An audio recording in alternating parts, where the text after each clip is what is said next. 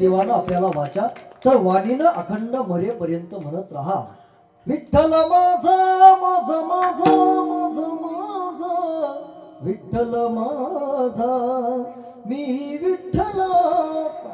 ऑफिसला जात असताना पुरुष मंडळीने म्हणावं ज्ञानोबाराया माझ्या तुकोबाराया ज्ञानोबाराया माझ्या तुकोबाराया ज्ञानोबाराया माझ्या तुकोबाराया।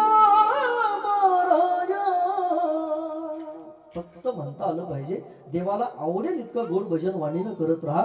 या काळामध्ये याही काळामध्ये आपल्याला घाबरण्याचं काम पडणार नाही आणि शेवटी त्याही काळाला भिण्याचं काम पडणार नाही। फक्त चांगल्या काळामध्ये देवाचं भजन करा।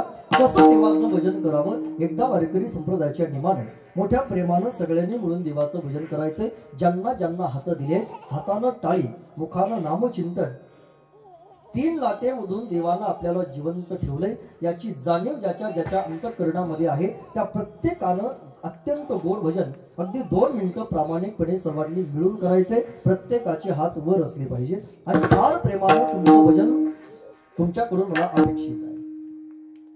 राम कृष्ण हरी जय जय विठ्ठल